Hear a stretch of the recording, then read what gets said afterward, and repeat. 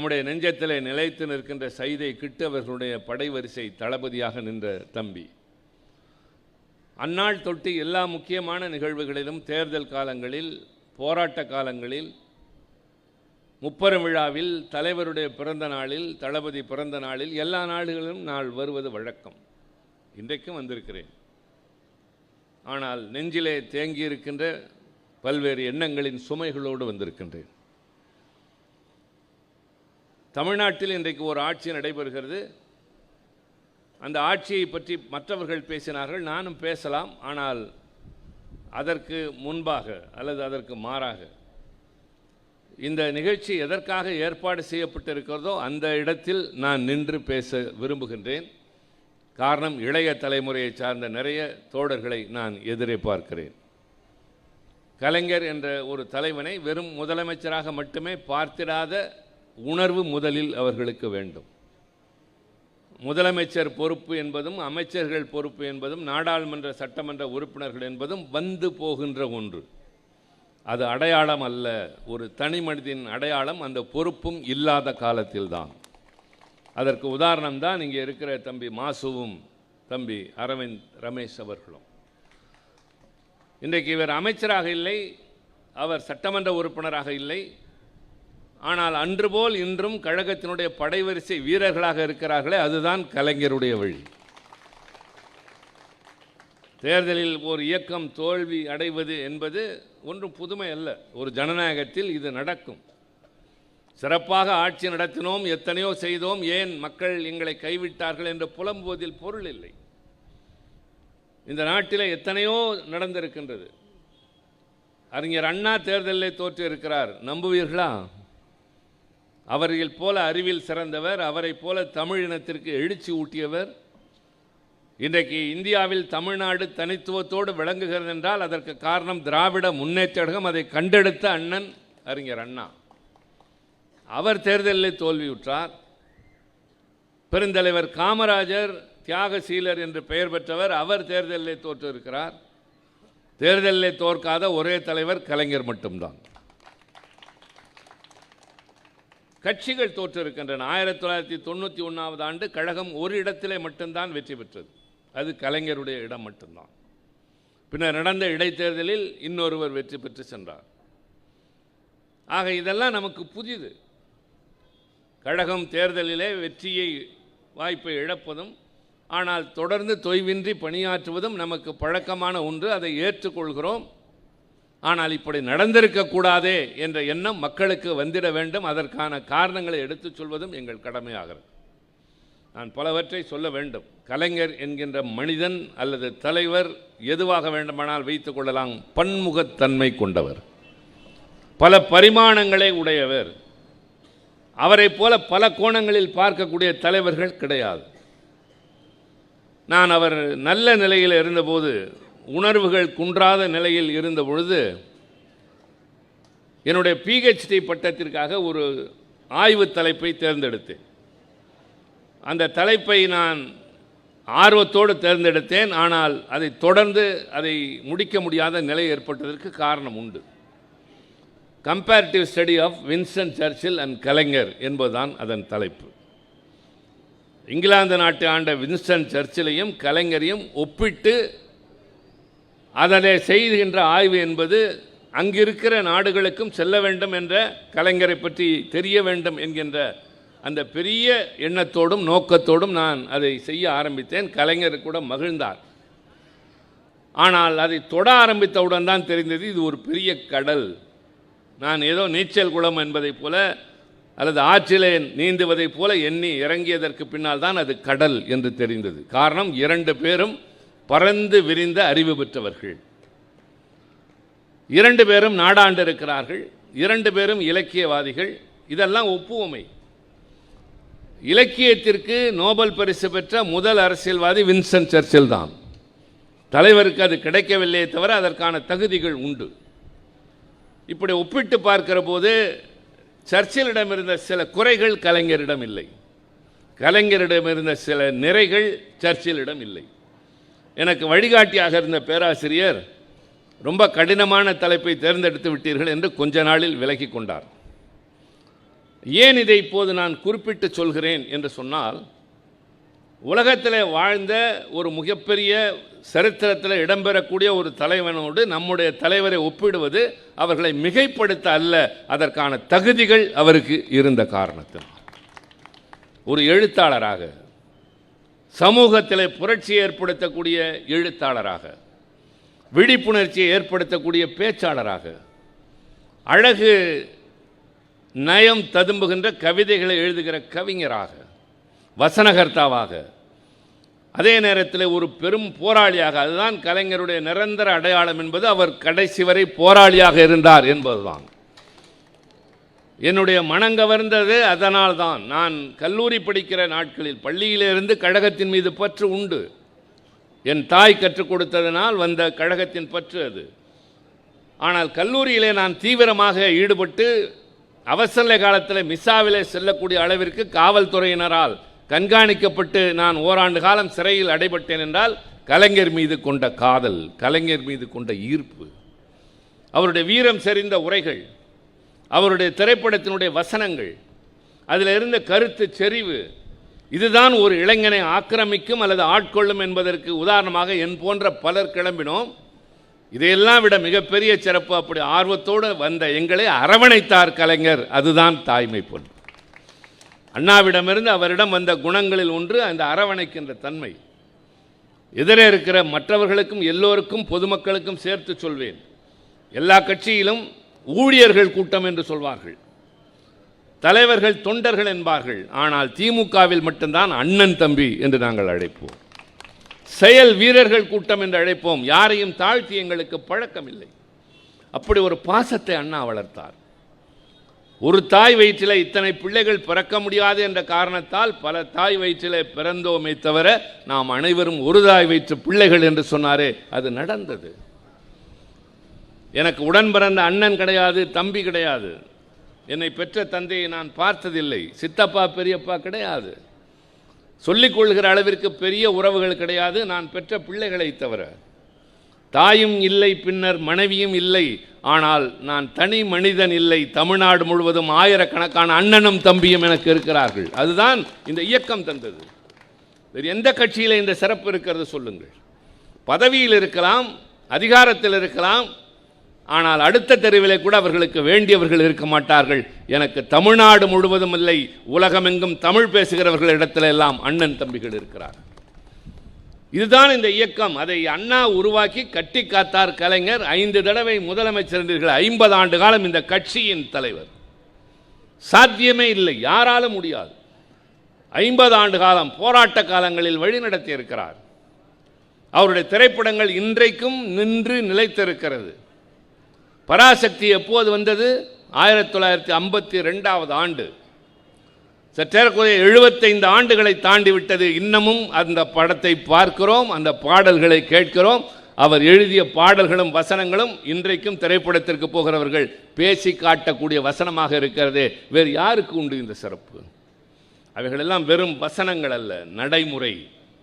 சமுதாயத்தில் இருந்த இழிவுகளை மக்களுக்கு புரிய வைக்கின்ற வகையிலே அவர் அண்ணாதான் முதலில் கலைத்துறையை தேர்ந்தெடுத்தார். மக்களிடம் பிரச்சாரத்தை கொண்டு செல்ல அவர் நாடகம் நடத்தினார். பின்னர் கலைஞர் நாடகம் நடத்தினார்.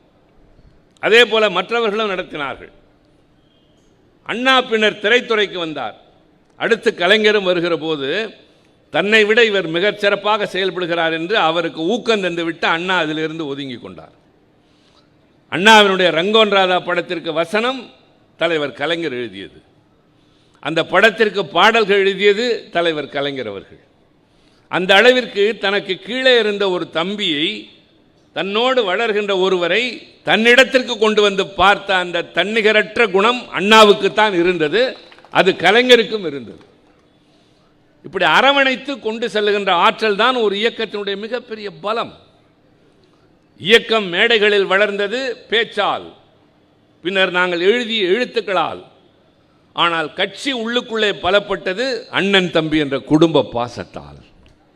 இதை கட்டி காத்த காரணத்தால் தான் அவர் தலைவர் என்று எங்கள் நெஞ்சத்திலே நிலையாக குடிகொண்டிருக்கிறார். ஆண்டுகள் 8 உருண்டோடி இருக்கின்றது. அவர் மறைந்து இல்லை, அவர் மறைய மாட்டார். இன்னும் 100 ஆண்டுகள் கடந்தாலும் கலைஞர் என்ற தலைவன் வாழ்வார். முதலமைச்சர்கள் வரலாம் போகலாம், காலம் நினைவில் வைத்திருக்குமா என்றால் நிச்சயமாக இருக்காது. அப்படிப்பட்ட அந்த நிலையில் நாங்கள் ஏன் இன்றைக்கு அவருடைய புகழினை போற்றுகிறோம் என்று சொன்னால் அதோடு சேர்ந்து எல்லாம் வந்து கொண்டே இருக்கும். அவருடைய அணுகுமுறை என்பது வித்தியாசமாக இருக்கும், யாருடைய மனதும் புண்படாது. நான் இப்போது சட்டப்பேரவையிலே தமிழ்த்தாய் வாழ்த்துக்கு முதலிடம் தர வேண்டும் என்ற ஒரு தீர்மானம் நிறைவேறிய போது எண்ணிக்கொண்டேன், யாராவது அதை குறிப்பிடுவார்கள் என்று யாருமே குறிப்பிடவில்லை. மனோன்மணியம் சுந்தரனார் எழுதிய பாடல்தான் தமிழ்த்தாய் வாழ்த்து என்று தமிழக அரசால் ஏற்றுக்கொள்ளப்பட்டது. அண்ணா காலத்து கனவு அது. ஆனால் அண்ணா மறைந்தவுடன் அதை உடனடியாக நெஞ்சத்திலே தாங்கி கலைஞர் அவர்கள் எந்த பாடல் தமிழ்த்தாய் வாழ்த்தாக இருக்கக்கூடும் முடியும் என்று எல்லா பாடல்களையும் ஆய்ந்து அறிந்து அதற்கு தேர்ந்தெடுத்த பாடல் தான் நீராறும் கடல் உடுத்த என்ற தமிழ்த்தாய் வாழ்த்து நாம் அனைவரும் பாடுவது. அந்த நாளில் MS விஸ்வநாதனை கொண்டு சுசிலாவையும் TM சவுந்தரராஜனையும் வைத்து அந்த பாடலை பாடச் செய்து இன்றளவுக்கும் அது ஒலித்து கொண்டிருக்கிறது. 1970 அரசாணையாக பிறப்பிக்கப்பட்டது. இதில் என்ன சிறப்பு என்று கேளுங்கள். அந்த நீராறும் கடல் உடுத்த என்ற பாடலில் ஒரு வரி வரும், சிதையா உன் சீரிழமை திறன் வியந்து. அது தமிழின் சிறப்பு. கால ஓட்டத்தால் எல்லாம் சிதைந்து போகும், எல்லாம் ஒரு காலகட்டத்திலே அடையாளம் தெரியாமல் அழிந்து போகும், ஆனால் சிதையாத இளமை கொண்டது தமிழ் மட்டும்தான் என்று மனோன்மணியம் சுந்தரனார் எழுதினார். ஷேக்ஸ்பியர் கிளியோபாட்ராவை பற்றி எழுதுகிற போது ஏஜ் கெனாட் விதர்கர் என்பான். அது வெறும் கற்பனை. மிக பிரபலமான அந்த நாள் நடிகைகளை இன்றைக்கும் திரையிலே பார்த்தால் பார்க்க பரவசமாக இருக்கக்கூடியவர்களை இன்றைக்கு நேரில் போய் பார்த்தால் வருத்தமாக இருக்கும், சங்கடமாக இருக்கும், இப்படி மாறிவிட்டார்கள் என்று. ஆனால் காலத்தால் சிதைக்க முடியாத ஒன்று இருக்கும் என்றால் அது தமிழ் மொழிதான் என்று அவர் எழுதினார். தமிழ் மொழியின் வயது என்ன என்பதை இப்போது நான் பேச விரும்பவில்லை, அதற்கு காலமும் நேரமும் இல்லை. ஆனால் சுருக்கமாக சொல்வேன். முதலாக இன்றைக்கு தமிழனுக்கு அடையாளம் என்று சொல்லக்கூடியது திருக்குறள். தமிழனுக்கு பெருமை தரக்கூடியது திருக்குறள். அதை போற்றி மக்களிடம் கொண்டு சேர்த்து பள்ளிக்கூடத்திலே மனப்பாடமாக இருந்ததை நடைமுறைக்கு கொண்டு வந்தது அண்ணா காலத்திலேயே கலைஞர் அவர்கள் தான் அமைச்சராக இருந்து எல்லா பேருந்துகளிலும் கூட அவர் போக்குவரத்து துறை அமைச்சராக இருந்தபோது திருக்குறளை பொறிக்க செய்தார். கடைசியாக அவர் கனவு கண்டு நடந்தது குமரி முனையில் இருக்கிற 133 அடி உயர சிலை. அவர் எழுதிய திருக்குறளில் 133 அதிகாரங்கள் என்பதை சுட்டிக்காட்டுகின்ற அந்த சிலை. அது எப்படி உருவானது? கடற்கரைக்கு நாங்கள் எல்லாம் குமரி முனைக்கு கூட்டத்திற்கு செல்கிற போதெல்லாம் இரவு நேரத்தில் கூட்டத்தை முடித்துவிட்டு தம்பி மாசு போல நிர்வாகிகளை அழைத்து கொண்டு கூட்டத்திற்கு பின்னால் அந்த கடற்கரையில் போய் நீண்ட நேரம் உட்கார்ந்து பேசி கொண்டிருப்போம். பாட்டு பாடுவோம், இலக்கியம் பேசுவோம், வரலாறு பேசுவோம். இதெல்லாம் கலைஞரிடமிருந்து வந்த குணங்கள் தான். இன்றைய கழகத்தின் தலைவர் கூட ஒரு காலகட்டத்தில் எல்லோரையும் அழைத்து கொண்டு கடற்கரைக்கு செல்வார். அப்படி செல்லுகிற போது ஒரு நாள் கலைஞர் கடலையே வெறித்து பார்த்து கொண்டிருக்கிறார். உடனிருந்தவர்கள் ஏதோ யோசனையில் இருக்கிறார் என்று நினைக்கிற போது ஒன்றும் பேசாமல் கிளம்பி வருகிற போது அவர் மனதிலே உருவானது. அவர் சொல்கிறார், உடன் வந்த ஒருவரிடம் மட்டும், இந்த குமரி முனை என்பது இந்தியாவின் எல்லை என்பதை விட தமிழ்நாட்டின் தொடக்கமாக கருதலாம். ஆதி காலத்திலே லெமூரியா கண்டம் என்று சொல்லப்பட்ட தமிழ்நாடு வாழ்ந்த பகுதி முதல் சங்க காலத்தில் இருந்தது. அதற்கு அந்த பக்கத்தில் தான் அதை கடல் கொண்டு போனது. ஆக குமரி என்பது நம்முடைய எல்லை, நம்முடைய தொடக்கம். நீங்கள் இந்தியாவினுடைய வரைபடத்தை பாருங்கள்.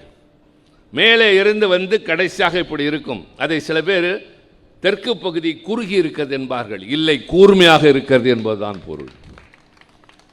கலைஞர் என்ன செய்கிறார்? பார்க்கிறார், ஒரு பக்கத்திலே ஒரு பாறையில் விவேகானந்தருடைய நினைவு மண்டபம் இருக்கிறது. விவேகானந்தரை குறைத்து மதிப்பிடவில்லை. வங்கத்திலே பிறந்த விவேகானந்தருக்கு தமிழ்நாட்டிலே ஒரு நினைவு மண்டபம் ஒரு அடையாள சின்னமாக வருகிறவர்கள் போகிறவர்கள் இடமாக இருக்கிறது. அதை போல நாம் போற்ற வேண்டிய திருவள்ளுவருக்கு இதே போல ஒரு நினைவு ஒன்று உருவாக்க வேண்டும் என்று பார்க்கிற போது அதற்கு ஏற்ற இடம் இருக்கிறதா என்று பார்க்கிறார். ஒரு அணைக்கட்டு கட்டுகிற போது அதற்கு தேவையான கட்டமைப்பு வேண்டும். 2 மலைகளுக்கு இடையில் தான் கட்ட வேண்டும். அந்த மலைகளுக்கு பின்னால் ஒரு பெரிய பரந்த வெளி இருக்க வேண்டும், அதில் நீரை தேக்க வேண்டும். அதிலிருந்து வெளியேறுகிற பகுதி குறுகி பின்னர் விரிந்து செல்ல வேண்டும். இது பூகோள ரீதியாக அமைய வேண்டிய அமைப்பு. அதை போல அவர் திருவள்ளுவருக்கு எங்கோ ஒரு சிலை என்று வைக்கவில்லை. அதே போல இன்னொரு பாறையை கண்டெடுத்து உருவாக்கி வைத்தார். சுனாமி வந்து சுழற்றி அடித்த போது கூட கடைசியாக காலை தொட்டு விட்டு போன ஒரே இடம் வள்ளுவருடைய சிலை தான். கவிஞர் வாலி அவர்கள் அந்த சிலையை பற்றி எழுதுகிற போது சொன்னார், எல்லா இடங்களிலும் காகம் உட்கார சிலை இருக்கும், கலைஞர் மட்டும்தான் மேகம் உட்கார சிலை அமைத்தார். அவ்வளவு உயரமான சிலை. ஏன் இதை சொல்லுகிறேன் என்றால், 2000 ஆண்டுகளுக்கு முன்னால் வாழ்ந்தவர் திருவள்ளுவர். அவருக்கு 500 ஆண்டுகள். தம்பி சொன்னார் அல்லவா, மரத்தான் ஏத்தன்ஸ் நகரத்தின் மாநாட்டினுடைய போர், அது நடந்த காலம் கிமு 490. இன்றைக்கு 2026 என்று சொல்கிறோமே, அதிலிருந்து ஒரு 500 ஆண்டுகளுக்கு முன்னால் அவர் சொன்ன மரத்தான் என்ற நிகழ்வு நடைபெற்றது. அந்த 500 ஆண்டுகளுக்கு முன்னால், கிமு 500 ஆண்டுகளுக்கு முன்னால் கிரேக்க நாட்டில் சாக்ரட்டிஸ் வாழ்ந்தார், அந்த ஏத்தன்ஸ் நகரத்தில், தத்துவ அறிஞர். சீன நாட்டிலே கன்ஃபூசியஸ் வாழ்ந்தார், அவரும் வாழ்க்கையின் நெறிமுறைகளை சொல்லக்கூடியவர். நம்முடைய நாட்டின் ஒரு பகுதியில் புத்தர் பிறந்தார். முதலாக சாதி இல்லை, மதம் இல்லை, கடவுளின் பெயரால் மூட நம்பிக்கைகள் இல்லை என்று சொன்ன புத்தர் தமிழ்நாட்டில் தொல்காப்பியர் பிறந்து மொழிக்கு இலக்கணம் எழுதி கொண்டிருந்தார். கொஞ்சம் யோசியுங்கள். ஒரு புறம் தத்துவம், இன்னொரு புறம் வாழ்க்கை நெறிமுறை, இன்னொரு பக்கம் சமுதாய சீர்திருத்த கருத்துக்கள். ஆனால் மொழிக்கு இலக்கணம் எழுதுகிற அளவிற்கு 2500 ஆண்டுகளுக்கு முன்னாலேயே தமிழ் பழமையான மொழியாக இருந்திருக்கிறது. உலகில் உள்ள மொழிகளுக்கெல்லாம் மூத்த தாய்மொழி. அதைத்தான் சிதையா உன் சீரிழமை என்று மனோன்மணியம் சுந்தரனார் எழுதினார். இத்தனை ஆண்டுகளில் சிதைந்து போயிருக்க வேண்டுமே, அழிந்து போயிருக்க வேண்டுமே. பைபிள் முதலாக எழுதப்பட்ட ஹீப்ரு மொழி இப்போது இல்லை. ஜூலியஸ் சீசரும் அகஸ்டஸ் சீசரும் கிளியோபாட்ராவும் பேசிய லத்தீன் மொழி இல்லை. சாக்ரட்டிஸும் அலெக்சாண்டரும் பிளாட்டோவும் பேசிய கிரேக்க மொழி இல்லை. ஆனால் தமிழ் மொழி அன்றிருந்ததை விட இன்றைக்கும் பொலிவு பெற்றிருக்கிறது. அதுதான் சிறப்பு. அந்த தமிழ் தாய்க்கு வாழ்த்த அதை பாடக்கூடாது என்று சொன்ன வடக்கே ஒரு கூட்டம் என்றால், இங்கே இருந்து பேசுவதை விட அவர்களுக்கு நேருக்கு நேராக நின்று பேசுகிறவர்கள் இங்கே வந்து இன்றைக்கு நான் பேசுகிறேன். நேருக்கு நேராக நின்று பேசுவோம், முச்சந்தியிலே அல்ல. இந்தி தான் இந்த நாட்டின் மொழி என்று சொல்லக்கூடியவர்களிடம் இல்லை. அதை விட மூத்த மொழி, எல்லாவற்றிலும் முதிர்ந்த மொழி, தகுதி உள்ள மொழி என் தாய்மொழி என்று நரேந்திர மோடியாக இருந்தாலும் அமித்ஷாவாக இருந்தாலும் சொல்லுகிற துணிச்சல் திராவிட முன்னேற்ற கழகத்திற்கு உண்டு. இப்போது நான் சொல்ல வருவது, அந்த பாடலை கலைஞர் தேர்ந்தெடுக்கிறார். அதைத்தான் சொன்னேன். பலர் அதை தெரிந்து கொள்ளவில்லை, சில பேர் அதை பெரிதாக சொல்வது இல்லை. அந்த பாடலை தேர்ந்தெடுக்கிற போது சிதையா உன் சீரிழமை திறன் வியந்து என்பதற்கு முன்னால் ஒரு வரி வரும். ஆரியம்போல் உலக வழக்கு அழிந்து ஒழிந்து போகா, சிதையா உன் சீரிழமை திறன் வியந்து. அந்த பாடலில் இருந்து அந்த ஒரு வரியை மட்டும் கலைஞர் நீக்குகிறார். அந்த பாடலில் இருந்து நீக்குகிறார் என்றால் பாடல் என்று முழுமையாக அல்ல, அரசாங்கம் ஏற்றுக்கொண்ட அந்த தமிழ்தாய் வாழ்த்து பாடலில் மட்டும் அந்த ஒரு வரி இருக்காது, மற்ற இடங்களில் இருக்கும். ஏன் அதை நீக்கினார் என்றால், பெருமை அடையுங்கள் எப்படிப்பட்ட தலைவன் கலைஞர் என்பதற்காக. ஒன்று, ஒரு நல்ல விழாவின் போது தொடக்கத்திலேயே அழிந்து ஒழிந்து என்ற சொல் ஒலிக்க தேவையில்லை. இரண்டாவது, அது ஒரு இனத்தினுடைய மனதை புண்படுத்தும் என்ற காரணத்தால் அதை அகற்றலாம். நாங்கள் கொள்கை அடிப்படையில், இனத்தின் அடிப்படையில் ஆரியத்தை எதிர்த்தவர்கள்தான். ஆனால் அவர்களை இழிவாக பேசுகின்ற ஒன்றை அரசினுடைய கருத்தாக ஏற்றுக்கொள்ளவில்லை என்கிற போது, நாங்கள் ஆட்சி பொறுப்புக்கு செல்கிற போது எங்கள் அடையாளம், எங்கள் தன்மைகள் மாறி நாட்டுக்கும் எல்லோருக்கும் பொதுவானது என்ற நிலைக்கு மாறுகிறோம். அதனால்தான் இந்த கட்சிக்கு பெயர் திராவிட முன்னேற்ற கழகம். திராவிடர் கழகம் என்ற சமுதாய சீர்திருத்த இயக்கத்திலிருந்து உருவாகிய அரசியல் அமைப்பு. இன்றைக்கு RSS என்ற அமைப்பினுடைய அரசியல் கரம் பாரதிய ஜனதா கட்சி. அதுபோல திராவிடர் கழகம் என்ற சமுதாய சீர்திருத்த அமைப்பினுடைய அரசியல் அமைப்பாக திராவிட முன்னேற்ற கழகம். அதை அண்ணா உருவாக்குவதற்கு நிர்பந்தங்கள் இருந்தன, கட்டாயம் இருந்தது. ஏன்? அந்த கொள்கைகள் நடைமுறைக்கு வர வேண்டும் என்றால் அதிகாரம் கைக்கு வர வேண்டும், ஆட்சி இருந்தால்தான் சாதனைகள் செய்ய முடியும். சட்டங்களின் மூலமாகத்தான் எல்லாவற்றையும் செய்ய முடியும். தம்பி ராஜா அடிக்கடி ஒன்று சொல்வார். நீலகிரி நாடாளுமன்ற உறுப்பினர், துணை பொதுச்செயலாளராக இருக்க என் தம்பி ராசா, திராவிடர் கழகத்தில் இருந்த அவரை நான் தான் கொண்டு வந்து திராவிட முன்னேற்ற கழகத்து மாணவர் அணியில் முதலாக சேர்த்தேன். அதை அவரே பல இடங்களில் சொல்வார். சொல்கிற போது என்ன சொல்வார் என்றால், என்னுடைய மூளையை சலவை செய்தார் என்று சொல்வார், பிரெயின் வாஷ் செய்தார் என்று சொல்வார். நான் முசிறியிலே கூட்டம் பேசிவிட்டு மறுநாள் மாணவர்கள் கூட்டத்தில் பேசுகிற போது அங்கே கல்லூரி மாணவனாக வந்து உட்காருகிற அவரிடம், நீ திமுகவுக்கு வர வேண்டும் என்று அழைக்கிறேன், உங்களை போன்றோர் இங்கே வந்து இந்த இயக்கத்திற்கு வலிமை சேர்க்க வேண்டும் என்ற போது அவர் திராவிடர் கழகத்தை விட இது எப்படி சிறந்தது என்றார். நான் சொன்னேன், சிறந்தது அல்ல, அதனுடைய பிரதி இது, கொள்கைகளை நடைமுறைப்படுத்த. ஆனால் ஒன்று தெரிந்து கொள், சாலையிலே போகிற வாகனங்களை இந்த கூட்டத்தில் இருக்கிற அத்தனை பேரும் சேர்ந்து நின்று மறித்தால் நிறுத்த முடியாது.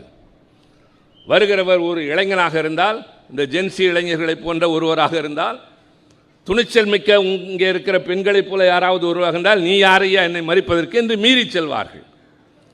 ஆனால் ஒரு போலீஸ்காரர் நின்று கையசைத்தால் 100 வாகனங்கள் திரும்பி செல்லும். அதற்கு காரணம் அணிந்திருக்கிற உடையும் அது தருகிற அதிகாரமும். 1000 பேர் சேர்ந்து தடுத்து நிறுத்த முடியாத ஒற்றை மனிதன், ஆனால் ஒற்றை மனிதன் என்று 1000 பேரை நிறுத்துவார் என்றால் அந்த அதிகாரம் வேண்டும் என்றால் அதுதான் மூலமாகத்தான் சாதிக்க முடியும் தம்பி என்று சேர்த்தேன். அதை அவரே இன்றும் பல இடங்களில் சொல்வார். அந்த இயக்கத்தை அண்ணா உருவாக்கிய போது சிலர் கேட்டார்கள், திராவிடர் கழகத்திலிருந்து பிரிகிற அமைப்பிற்கு திராவிடர் முன்னேற்ற கழகம் என்று தானே வைக்க வேண்டும். பேராசிரியரை போல சில சொற்களுக்கு சில ஐயங்களுக்கு விளக்கம் சொல்லக்கூடியவர்கள் யாருமே இல்லை. எல்லாவற்றிற்கும் விளக்கம் தருவார். அவர்தான் சொல்வார், இந்த திராவிடம் என்ற இனத்திற்கோ அல்லது இந்த சொல்லுக்கோ உள்ள தனித்தன்மை என்னவென்றால் ஆரியம் தவிர்த்த ஒரே சொல் திராவிடம் தான் என்று சொல்வார். அண்ணா வந்து திராவிடர் கழகத்திலிருந்து திராவிட முன்னேற்ற கழகம் தொடங்குகிற போது நீங்கள் ஏன் திராவிடர் முன்னேற்ற கழகம் என்று வைக்கவில்லை என்ற போது அண்ணா விளக்கம் சொன்னார், இந்த உலகத்தின் எல்லா பகுதிகளிலும் வாழக்கூடிய திராவிடர்களின் தன்னுரிமைக்காக அவர்களுடைய எழுச்சிக்காக பாடுபடுகின்ற அமைப்பு திராவிடர் கழகம். ஆனால் திராவிட முன்னேற்ற கழகம் என்பது திராவிடம் என்ற இந்த பூகோள பகுதிக்குள் வாழ்கின்ற எல்லா தரப்பு மக்களுக்குமான ஒரு பொதுவான அமைப்பாக இருக்கும் என்று சொன்னார். இப்போது புரிகிறதா? கொள்கை அளவிலே ஒரு இனத்தின் தன்மைகளை அவர்களுடைய அடிப்படை கோட்பாடுகளை எதிர்த்த நாங்கள் ஆட்சிக்கு வந்தவுடன் அவர்கள் மனம் புண்படுகின்ற ஒரு வரியை எடுத்தார் அல்லவா, அங்குதான் கலைஞர் உயர்ந்தவராக நிற்கிறார். அதே போல அண்ணா சட்டமன்றத்திற்குள் நுழைந்த போது ஒன்றை செய்தார், ஒரு உத்தரவு பிறப்பித்தார். அரசு செயலகத்தில், தலைமைச் செயலகத்தில் எந்த இடத்திலும் எந்த மத சின்னங்களும் இருக்கக்கூடாது, எந்த கடவுள் படங்களும் இருக்கக்கூடாது, வருகிறவர்களுக்கு பொதுவானவர்களாக இங்கு இருக்கிறவர்கள் காட்சி தர வேண்டும் என்றார். மதசார்பற்ற என்பதற்கு இலக்கணமாக திமுக ஆட்சி திகழ்ந்தது. ஆக ஒரு தமிழ்த்தாய் வாழ்த்துக்கு ஒரு பாடலை தேர்ந்தெடுக்கிற போது கூட கலைஞருடைய அந்த நுட்பம், காலப்பேழையும் கவிதை சாவியும் என்று அவர் ஒன்று எழுதினார், ஒரு தொடர் எழுதினார். படித்தவர்கள், படிக்கிற ஆர்வம் உள்ளவர்களுக்கு தெரியும். நான் தம்பி காமராஜை இந்த கூட்டத்தில் பேச வைக்க வேண்டும் என்று அவர் கேட்டபோது சொன்னதற்கு காரணம், அந்த தம்பி பேச்சாளர்களிலேயே நன்றாக படிக்கக்கூடிய ஒருவர், நிறைய படிக்கக்கூடிய ஆர்வம் படைத்தவர். இளையகோபால் ஒரு கவிஞர், இப்போது கூட அவர் ஒரு விருது பெற்றிருக்கிறார். ஏகாம்பரம் நடைமுறைக்கு ஏற்ப பேசக்கூடியவர். அப்படி படிக்கக்கூடியவர் என்று நான் சொல்வதற்கு காரணம், நிறைய படிக்கிற போதுதான் நமக்கு பல செய்திகள் தெரிய வரும். அந்த பழக்கமே இன்றைக்கு இல்லாமல் போய்விட்டது. அந்த வகையிலே பார்த்தால் காலப்பேழையும் கவிதை சாவியும் என்பதற்கு ஒரு முன்னோடி இருக்கின்றது. என்ன முன்னோட்டம்? ராகுல் சாகித்யாயன் எழுதிய வால்கா முதல் கங்கை வரை கேள்விப்பட்டிருப்பீர்கள் என்று நினைக்கிறேன். இல்லாவிட்டால் கூகுளில் போய் பாருங்கள். இன்றைக்கு உலகத்தில் இருக்கிற எல்லோரும் கொஞ்சம் அறிவு தெரிவு உள்ளவர்கள், ஆர்வம் உள்ளவர்கள், மனிதகுல தொடக்கத்திலிருந்து இருக்கின்ற வளர்ச்சியை, எவல்யூஷன் தியரி, இதை தெரிந்து கொள்ள விரும்புகிறவர்கள் படிக்கிற நூல் வால்கா முதல் கங்கை வரை. பெரும்பாலும் கம்யூனிஸ்ட் தோழர்கள் அதை விரும்பி படிப்பார்கள், எல்லோருடைய வில்லங்களிலும் இருக்கும். அதற்கு பின்னால் தமிழில் மனிதகுல வரலாற்றை எழுதியது கலைஞர் தான், காலப்பேழையும் கவிதை சாவியும். இதில் என்ன சிறப்பு தெரியுமா? அந்த நூலினை பற்றி பாராட்டி பேசுவதற்கு அவருக்கு முன்னால் எனக்கு ஒரு வாய்ப்பு கிடைத்த போது நான் சொன்னேன், கலைஞர் பெயர் வைக்கிற போது கூட சொற்சிலம்பாடி இருக்கிறார். காலப்பேழை, பேழை என்றால் பெட்டி. காலம் என்பது அரூபம், அப்ஸ்ட்ராக்ட். பேழை என்பது மெட்டீரியல், அது நிதர்சனம். காலம் பேழை. கவிதை என்பது அரூபம், சாவி என்பது நிதர்சனம். Really nobody can be compared with Kalaignar. Abstract and material என்று ஆங்கிலத்தில் சொல்லலாம். காலமும் பேழையும் கவிதையும் சாவியும் என்று எழுதிய அந்த தலைவனை நாங்கள் ஒவ்வொரு முறையும் பார்க்கிற போது பிரமித்து போய் தான் திரும்பியிருக்கிறோம். ஒரு முறை கூட சலித்ததே இல்லை.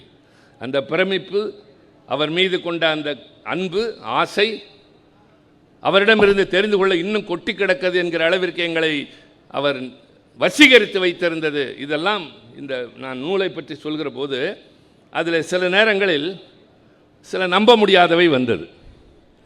அவரிடம் கேட்டேன், அண்ணா இதெல்லாம் அந்த காலத்தில் இருந்ததா, நடந்ததா? நீங்கள் எழுதிய காரணத்தால் நம்புகிறோம் என்ற போது அவர் சொன்னார், இலக்கியம் எழுதுகிற போது கொஞ்சம் கற்பனையும் வேண்டும் ஐயா, இல்லாவிட்டால் அது சுவையாக இருக்காது, அது வெறும் வரலாறாக மாறிவிடும் என்று சொன்னார். நீங்கள் பூம்புகார் படம் பார்த்தால் தெரியும், சிலப்பதிகாரத்தில் இல்லாத 2 காட்சிகள் வரும். என்ன சொல்லு சொல்லு, என்னன்னு சொல்லு. சிலப்பதிகாரத்தில் வராத காட்சி 2 காட்சிகள். திருமணம் ஆன உடனேயே கோவலன் மன்னன் நடத்துகிற ஒரு விருந்துக்கு செல்கிறான், ஒரு நடன நிகழ்ச்சி. அந்த நடன நிகழ்ச்சியில் ஆடுகிறவள் தான் மாதவி. திருமணம் ஆன அன்றே செல்கிறான். அந்த நடனத்தை பார்த்தவன் அவளை ஏலம் விடுகின்ற போது ஒரு பெரிய பொருள் கொடுத்து மாதவியை விலைக்கு வாங்கி வந்து விட்டான். பின்னர் அவளுடனே காலம் கழித்தான், திரும்பினான். இது சிலப்பதிகாரம். உங்களில் சிலர் கேட்கலாம், அது எப்படி ஒருவன் திருமணமான அன்றே போய் இன்னொரு நடன மாதுவை தனக்கான பொருளாக ஆக்கி கொண்டு திரும்பலாம்? இது தமிழ் இலக்கியமா, தமிழ் மரபா என்று கேட்கலாம். கலைஞர் ஒரு காட்சியை சேர்த்திருப்பார். அந்த பெண் விற்பனைக்கு என்று சொன்னவுடன் அவளை வாங்குவதற்கு வணிக நிமித்தமாக ரோம் நாட்டிலிருந்து வந்த ஒரு யவன வாணிகன் பெரும் பொருள் மூட்டையோடு உட்கார்ந்திருப்பான், வயதானவன். இந்த வயதானவன் அந்த பெண்ணை கொண்டு போய் விடுவான் என்பதை தடுப்பதற்காக கோவலன் வாங்கியதாக கலைஞர் அதில் காட்டியிருப்பார். அடுத்து கண்ணகியிடமிருந்து பிரிந்து சென்ற கோவலன் கடைசியாக மாதவியிடம் கருத்து வேறுபாடு கொண்டுதான் திரும்பினான் என்று சிலப்பதிகாரத்தில் வரும். ஆனால் பூம்புகார் படத்தில் இடையிலே ஒரு காட்சி வரும்.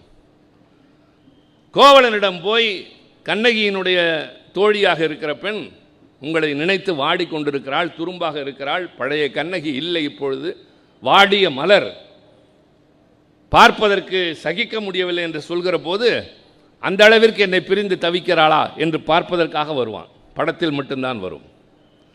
அப்படி கோவலனாக நடிக்கிற SSR வருகிற போது ஏக்கத்தோடு திண்ணையிலே உட்கார்ந்து அவர் வருவாரா என்ற எதிர்பார்ப்போடு விஜயகுமாரி உட்கார்ந்திருக்கிற போது ஒரு கோழி ஒன்று வீட்டுக்குள் போகும்.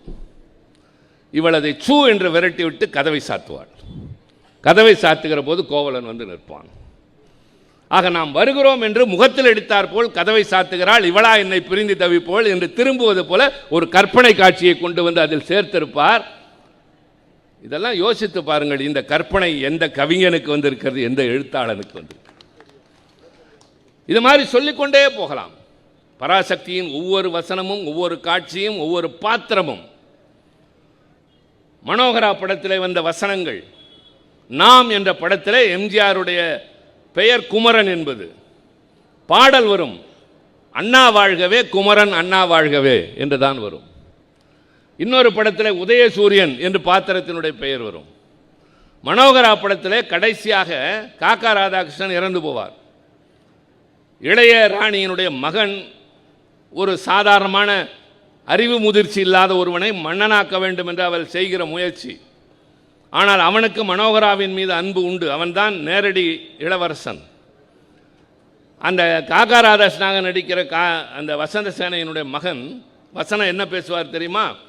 போர் என்று சொல்கிற போது எனக்கும் போர் தெரியும், வாருங்கள் போகலாம். என்ன போர்? ஒன்று வைக்க போர், இன்னொன்று அக்க போர் என்று சொல்லுவார். அவ்வளவு பெரிய அறிவாளி அவர். ரொம்ப உணர்ச்சிகரமானதில் கூட நகைச்சுவையை கொண்டு வந்து நுழைப்பார். தனியாக பேசுகிற போது மட்டுமில்லை, திரைப்படத்திலும் கூட. அந்த காக்கா ராதாகிருஷ்ணன் கடைசி காட்சியில் இறந்து போவார். இறந்து போவதற்கு முன்னால் மனோகரன் தன் மடியிலே வைத்து கொண்டு அழுது புலம்புவார், தம்பி உனக்கு எப்படி ஆகிவிட்டது என்று.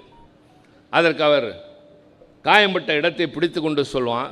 காக்கா ராதாகிருஷ்ணன் சொல்வார், அண்ணா நீதான் நாடாள வேண்டும், அண்ணா நீதான் நாடாள வேண்டும். அப்போல்லாம் நாங்கள் எதிர்கட்சினா 57 கற்பனையே செய்ய முடியாத காலத்தில், தணிக்கைத்துறை இருந்த காலத்தில் கலைஞருடைய வசனம் பதிவு செய்தது, அண்ணா நீதான் நாடாள வேண்டும்.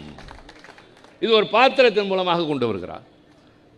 அண்ணா வாழ்கவே குமரன், அண்ணா வாழ்கவே. நிறைய எனக்கு எண்ணம் போய்கொண்டே இருக்கிறது.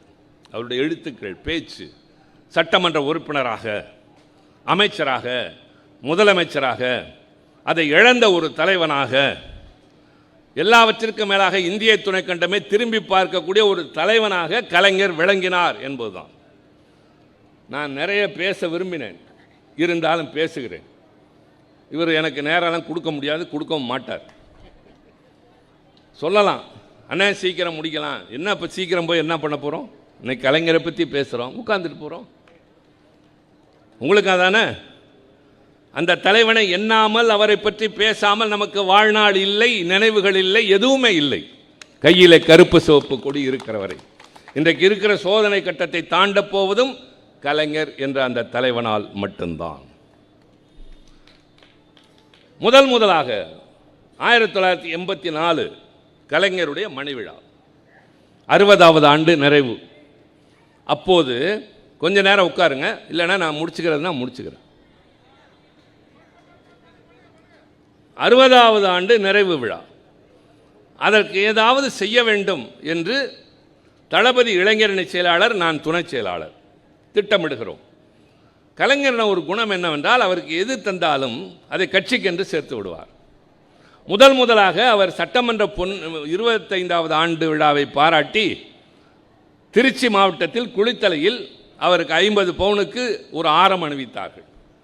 அவர் சொன்னார், இந்த தங்க ஆபரணம் எனக்கல்ல, கலைஞருடைய கழகத்தினுடைய கருவூலத்தில் தங்க ஆபரணம் என்று கொண்டு வந்து கட்சியில் சேர்த்து விட்டார். சென்னையிலே அண்ணன் ஆர்டி சீதாபதி மாவட்ட செயலாளராக இருந்த பொழுது அவருடைய எடைக்கு எடை 3 மடங்கு வெள்ளிக்கட்டிகள் கொடுத்தார். அதை வாங்கி கழகத்திற்கு தந்து விட்டார். பேராசிரியர் என்ன செய்தார் என்றால், அவருடைய சுற்றுப்பயணத்திற்கு நீண்ட தூரம் செல்கிறார், அதற்கு சிரமமாக இருக்கும் என்று ஒரு வெளிநாட்டு கார் வாங்கி தருவதற்கு பெரிய அளவிலே பொருள் சேர்த்து கொண்டு போய் கொடுத்த போது, எனக்கு இது வேண்டாம், இது கட்சி வளர்ச்சிக்கு தேவை என்று சேர்த்து விட்டார். ஆக எதை கொடுத்தாலும் இப்படி செய்கிறாரே, ஏதாவது கொடுத்தால் அது அவரிடமே இருக்க வேண்டும். இப்போது மேடைக்கு வருகிற போது எனக்கு ஏதாவது நினைவு பரிசு தருகிறார்கள், அன்பின் அடையாளம். நான் அதைத்தான் பல நேரங்களில் சொல்வேன். இங்கே கொடுத்தவர்கள் எல்லோரும் எனக்கு தெரிந்தவர்கள், ஓரிருவரை தவிர இந்த பக்கம் வந்தவர்கள். இவர்கள் யார்? எனக்கும் அவர்களுக்கும் என்ன தொடர்பு? என்னால் அவர்கள் என்ன ஆதாயம் பெற்றிருக்கிறார்கள், என்ன ஆதாயம் பெற இருக்கிறார்கள், அதெல்லாம் தெரியாது. என் கட்சியின் கொள்கைகளையும் எங்கள் தலைவரையும் பற்றி பேச வந்திருக்கிற உங்களுக்கு இந்த அன்பு என்று தருகிறார். அந்த பணத்திற்கு இந்த தோழன் வீட்டுக்கு போகிற போது ஒரு முழம் மல்லிகை சரம் வாங்கி போயிருந்தால் மனைவி மகிழ்ந்திருப்பாள். இனிப்பு வாங்கி போய் தூங்குகிற குழந்தைக்கு ஊட்டி இருந்தால் வளர்ந்ததற்கு பின்னால் என் தந்தை இரவு நேரம் தாமதமாக வந்தால் கூட எனக்கு இனிப்பு தருவார் என்று சொல்லியிருக்கும்.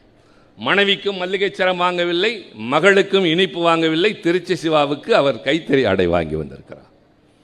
அது என்னிடம் தங்க வேண்டும், நான் அதை வைத்துக் கொள்ள வேண்டும்.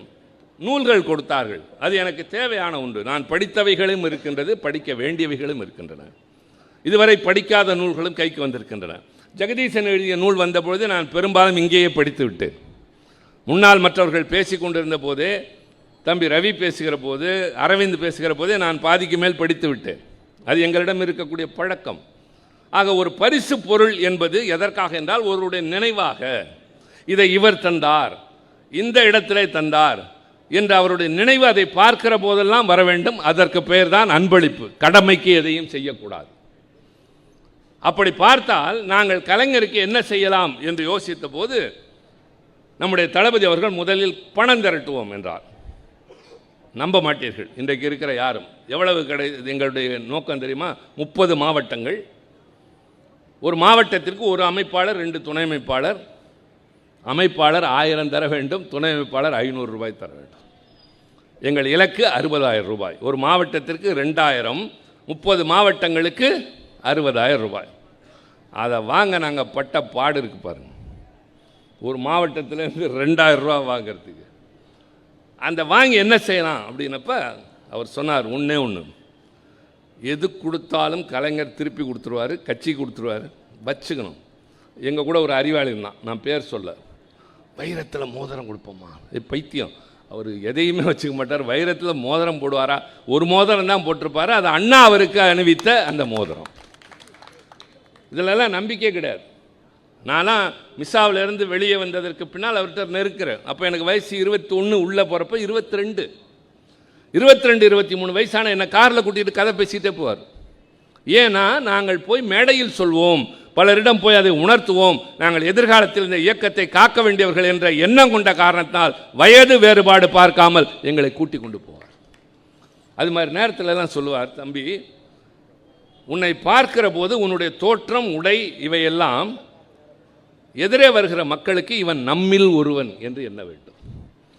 கையில் நிறையா பிராஸ்லெட்டு, பெரிய பெரிய சங்கிலி, வேறு மாதிரி சட்ட துணிமணியெல்லாம் போட்டு போனால் அவங்க ஒத்துக்க மாட்டாங்க.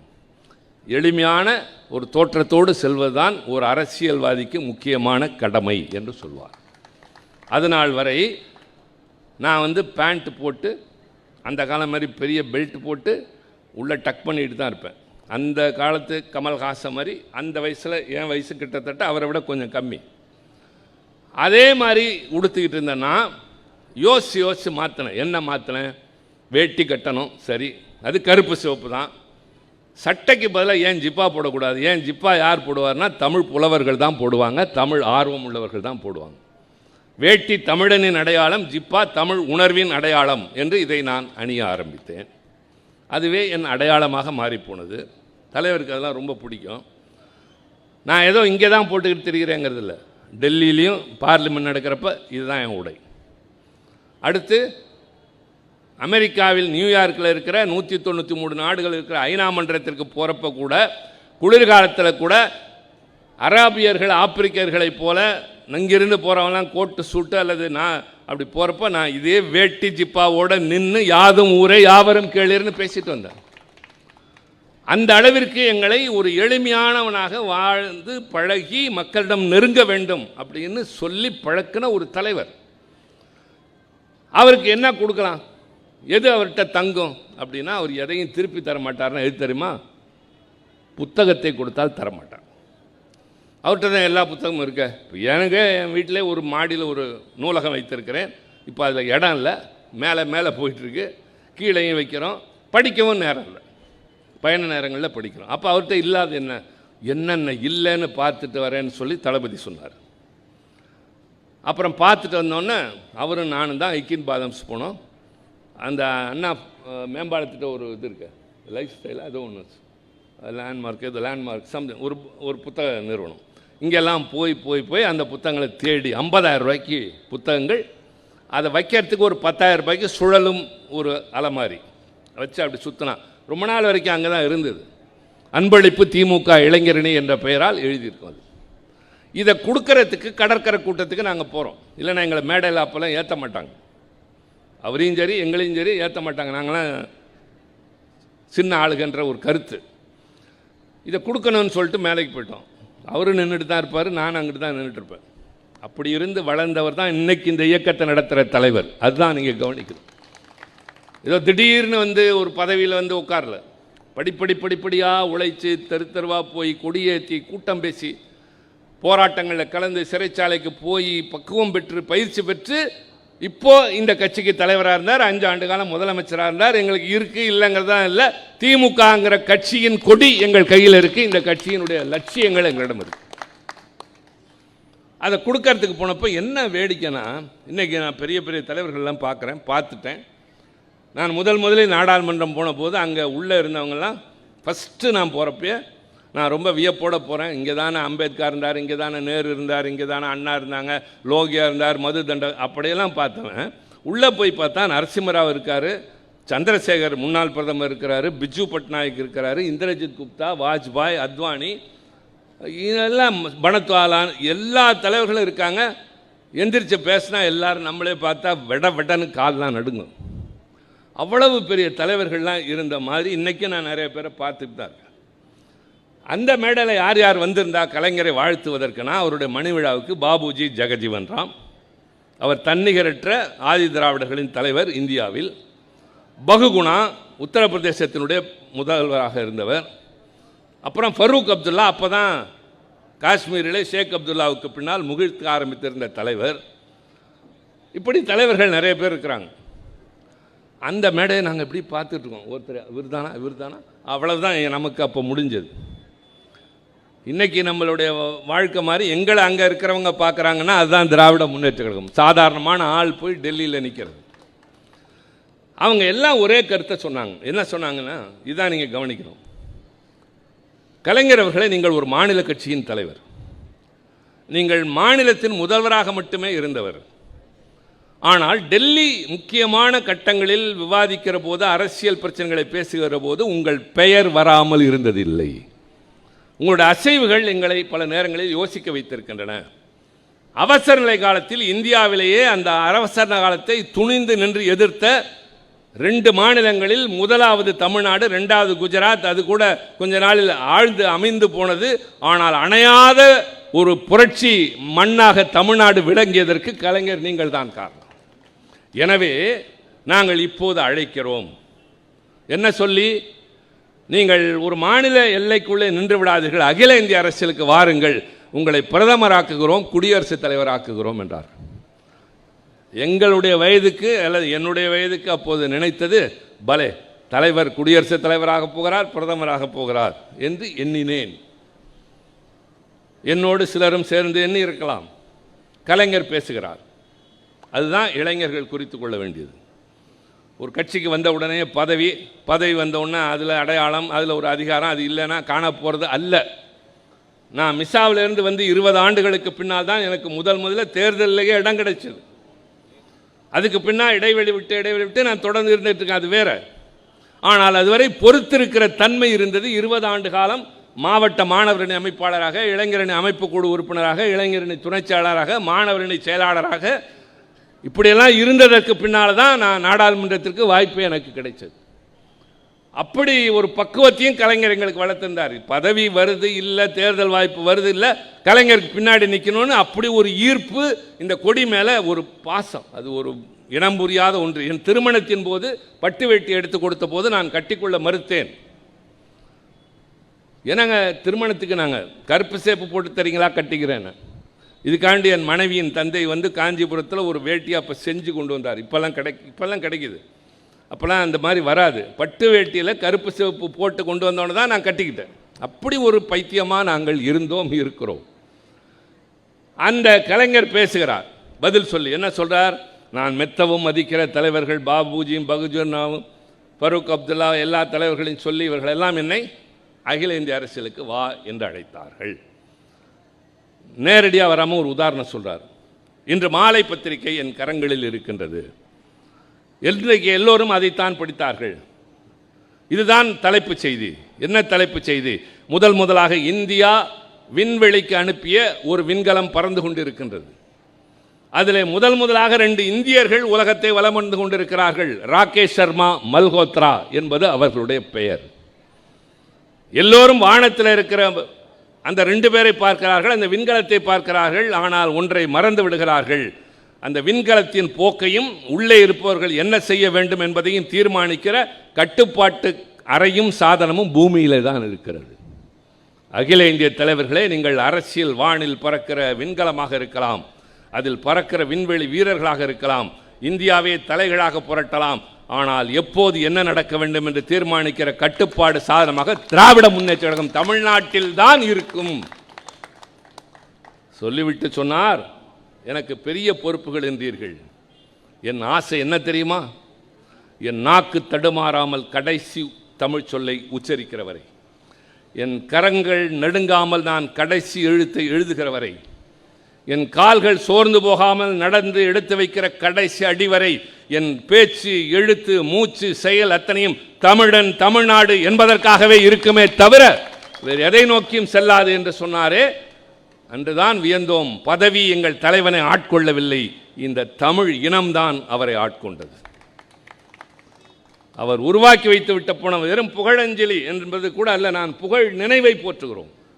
அவருடைய புகழினை, அவருடைய நினைவுகளை, அவருடைய ஆற்றலை, அறிவை, சாதனைகளை பேசினால் ஒரு நாள் முழுவதும் பேசிக்கொண்டே இருக்கலாம். தம்பி அதை ஒரு கருத்தரங்கமாகவே நடத்தலாம்.